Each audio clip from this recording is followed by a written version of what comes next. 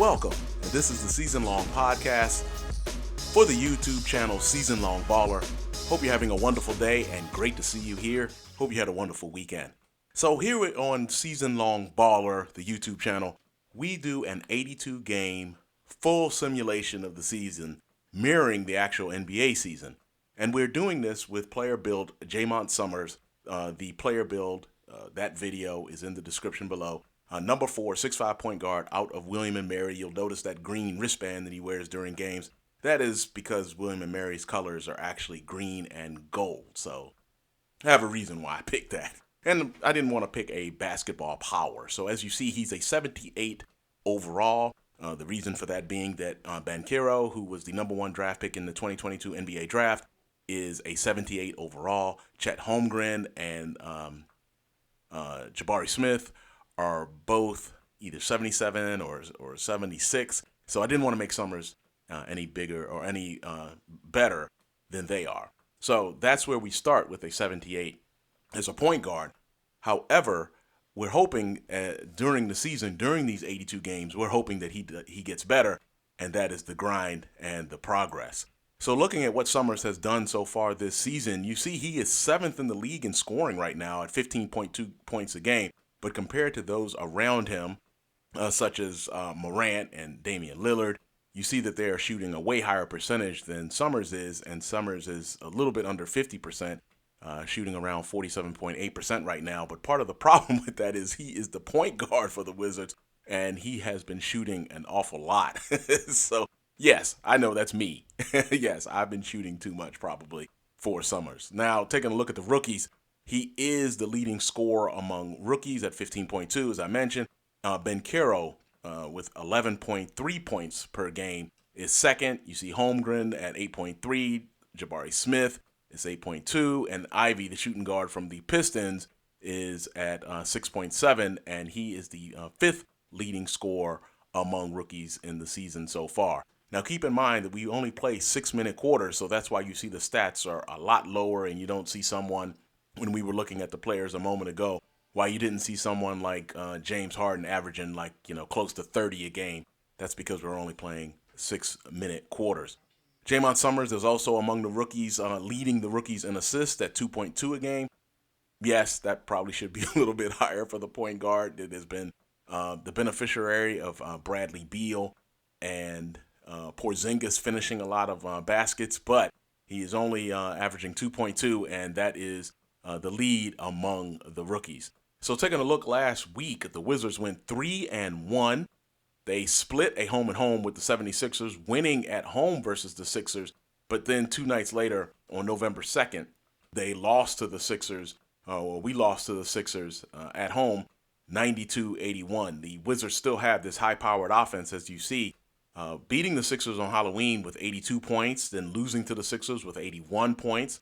Beating the Nets 93-87 on November 4th, and then closing out the week on Sunday, beating the Grizzlies with a surprising margin, actually, by 16, 82-66 to make it a 3-1 week.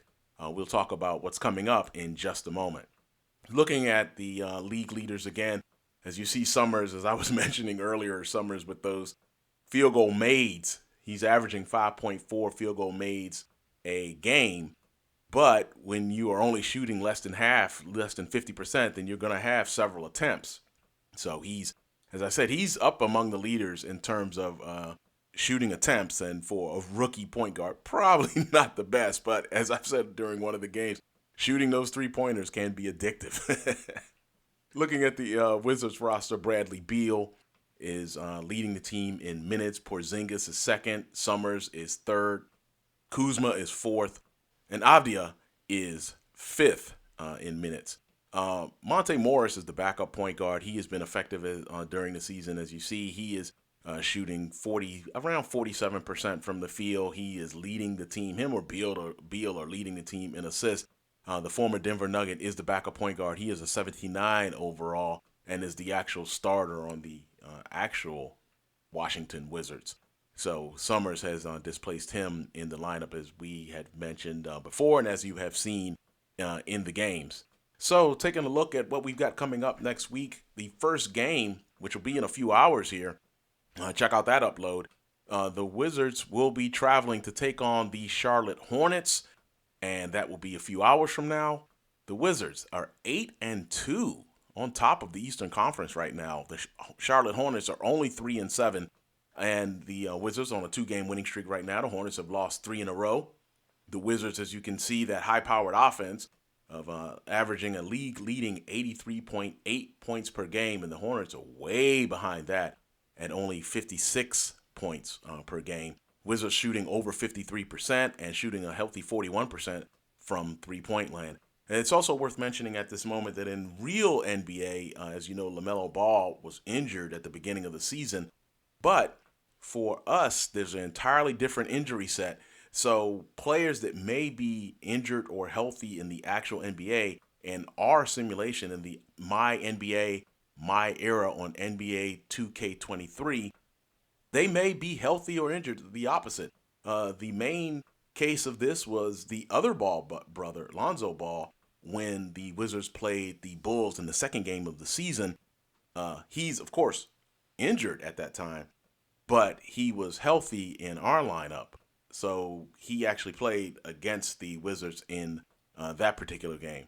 So finally, just one last thing here to look at.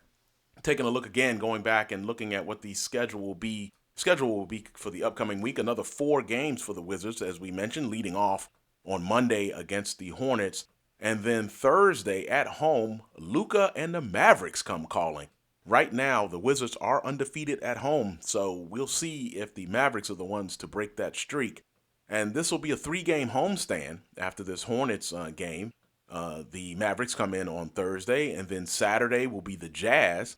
And then Sunday, a rematch with the Grizzlies, who we just blew out yesterday, 82-66. This time, Ja Morant, who I didn't come close to stopping, comes to Washington. And we'll get some more Western Conference teams. As it stands, we had only played the Grizzlies. Were the only only Western Conference team we had played. So let's go ahead and do something new here. Let's do the Jaymont Summerz highlight of the week. And this time it's kind of a sequence. It's the back-to-back-to-back dunks against the Philadelphia 76ers in the 92-81 loss from November 2nd. It's actually a good sequence. And again, it's back-to-back-to-back. So let's go into the post to Porzingis. All right, Porzingis stepping out high. All right. Backdoor cut on Harden. Finish with the flush. All right, I just knew Embiid was going to shoot that 3. He didn't, but he takes an awkward shot. Kuzma with the rebound. Good rebound there by Kuzma. Back-to-back dunks for Summerz. PJ Tucker there with the shot.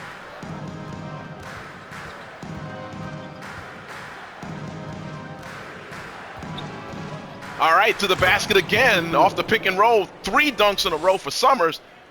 All right, so that's going to do it for podcast number 3. Thank you for joining me. A few hours from now, the Jaymont Summerz and the Washington Wizards will take on the Charlotte Hornets in Charlotte. Hope to see you there. And you have a wonderful rest of your day. If you like what we're doing on the channel, Season Long Baller.